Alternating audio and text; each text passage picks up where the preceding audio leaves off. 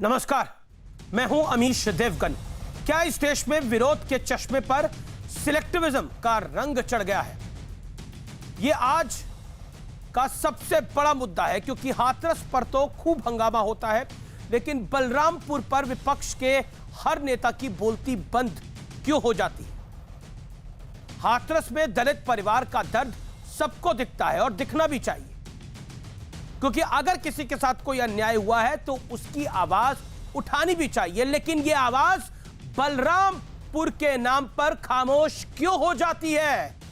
बलरामपुर में भी पीड़ित परिवार दलित है। 22 साल की महिला के रेप की पुष्टि हो चुकी है। जैसे हाथरस में संदीप नाम का मुख्य आरोपी गिरफ्तार हो चुका है, वैसे ही बलरामपुर के मुख्य आरोपी शाहिद और साहिल भी गिरफ्तार हो चुके हैं। लेकिन उस पीड़िता के घर पर न राहुल जाते हैं, न प्रियंका वाड्रा, न ममता बनर्जी की पार्टी, न ओवैसी, न ही चंद्रशेखर रावण की एंट्री होती है। आखिर क्यों? इसके पीछे की इनसाइड स्टोरी क्या है? आज इस पर हम बहुत बड़ा खुलासा करने वाले हैं। लेकिन मुद्दा सिर्फ एक नहीं है, गिनते जाइए आप।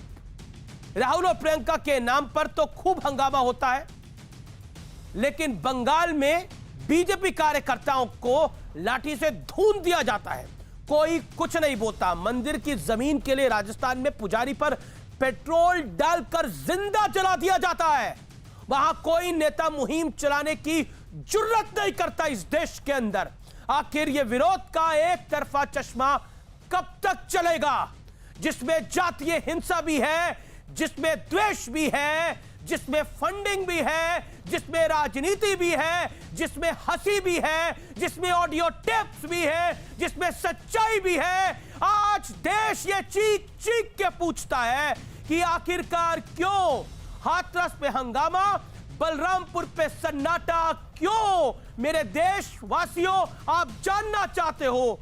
आज आर पार में इसका जवाब ढूंढने का मैं आपका सेवक पूर्ण प्रयास करूंगा।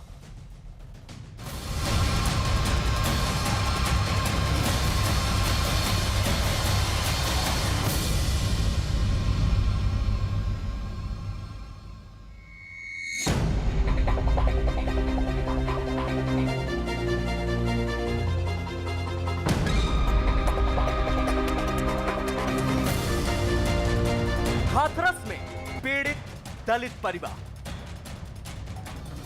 बलरामपुर में पीड़ित दलित परिवार। हाथरस में पीड़ित से रेप का आरोप, बलरामपुर में पीड़ित से रेप की पुष्टि।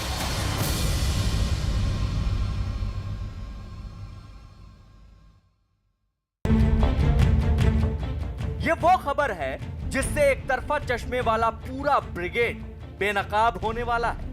इस देश में विरोध का झंडा कैसे जाति और धर्म की गिनती के बाद उठाया जाता है, आज इसकी पोल खुलने वाली है। हाथरस और बलरामपुर दोनों जगहों पर पीड़िता दलित है। हाथरस की तरह बलरामपुर में भी पीड़िता के साथ बर्बरता हुई और उसकी मौत हो गई। हाथरस की घटना में रेप की पुष्टि नहीं हुई है, बलरामपुर में रेप की पुष्टि हो चुकी है।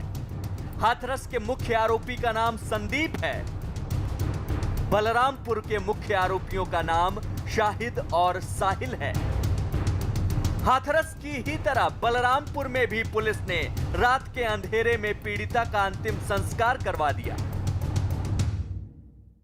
सरकार अपने आप को कहती है कि हम धर्म के रखवाले हैं और सारे धार्मिक रस्मों के खिलाफ एक पिता को अपनी बेटी की चिता नहीं जलाने देते। लेकिन प्रियंका वाड्रा को बलरामपुर में हिंदू धर्म याद नहीं आया। राहुल गांधी, प्रियंका वाड्रा, असदुद्दीन ओवैसी, अखिलेश यादव, मायावती, ममता बनर्जी, आखिर सबने बलरामपुर के मामले में योगी सरकार को क्लीन चिट क्यों दे दी? अब जरा देखिए बलरामपुर में पीड़िता के साथ आरोपी शाहिद और साहिल ने किस तरह की दरिंदगी की। पोस्टमार्टम रिपोर्ट के मुताबिक पीड़िता के साथ दरिंदगी की हद पार हुई। पीड़िता के शरीर पर चोट के 10 गहरे निशान मिले हैं। पीड़िता के कई संवेदनशील अंगों पर चोट के गहरे निशान हैं। पीड़िता का लीवर पूरी तरह डैमेज हो चुका है। लेकिन सब चुप हैं। आखिर इस चुप्पी की वजह क्या है? क्या बलरामपुर में जातीय मुद्दा बनाने का मसाला नहीं मिल रहा था? इसी बीच हिंसा के लिए भीम आर्मी को पीएफआई से फंडिंग का आरोप भी लग गया।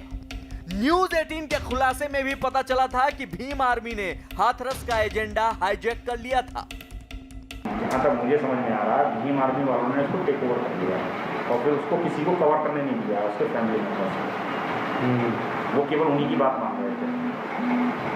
शायद या तो उन्होंने हो सकता है किसी कार्यकर्ता ने चंद्रशेखर जी से बात करा दी हो डायरेक्टर, क्योंकि वो स्टार्टिंग में जो लाभ गेन करा उन्होंने वो भीम आर्मी की वजह से गेन किया जो भी किया। बाद में कांग्रेस भी इन्वॉल्व हो गई, लेकिन पहले जो गेन किया है वो भीम आर्मी की वजह से गेन किया है। आप खेल रच रहे थे कि वहां पर भीड़ इकट्ठा हो जाए और फिर उस भीड़ के जरिए पूरा माहौल खराब करा जाए। मैं तो चाहता नहीं था कि बच्चे का शव हाथरस जाए। मैं तो चाहता था कि यहीं रीपोस्टमार्टम हो और पहले सब चीजें जो हैं वो निष्पक्ष जांच हो। सुरक्षा को लेकर सवाल योगी सरकार पर है, लेकिन सवाल उस विपक्ष पर भी है जो शायद जाति का दांव देखकर विरोध का एजेंडा तैयार करता है। यूपी में राहुल गांधी और प्रियंका वाड्रा के नाम पर हंगामा मच जाता है, लेकिन बंगाल में बीजेपी कार्यकर्ताओं को लाठी से धुन दिया जाता है, लेकिन किसी को कोई दिक्कत नहीं होगी। राजस्थान में एक पुजारी को जलाकर मार दिया जाता है, कोई कुछ नहीं बोलता। तो क्या विरोध का चश्मा एक तरफा है? आज इसी पर होगी देश की सबसे बड़ी बहस। हाथरस में हंगामा, बलरामपुर में सन्नाटा। और अब इस सन्नाटे का जरा विश्लेषण सुनिए, विरोध के एक तरफे चश्मे का विश्लेषण। हाथरस में नेताओं का तांता लग जाता है, बलरामपुर कोई नहीं चाहता है। बंगाल में बीजेपी कार्यकर्ताओं पर बर्बरता से किसी को कोई दिक्कत नहीं है, लोकतंत्र बिल्कुल खतरे में नहीं आता, एक सरदार की पगड़ी उछाल दी जाती है। बंगाल में किसी विपक्षी पार्टी को लोकतंत्र खतरे में नहीं दिखाई देता। राजस्थान में पुजारी को पेट्रोल डालकर जिंदा जला दिया जाता है, सब चुप रहते हैं, ट्वीट भी नहीं आता है। क्या सियासी फायदा देखकर विरोध का एजेंडा तैयार होता है? मेरे साथ बात करने के लिए कई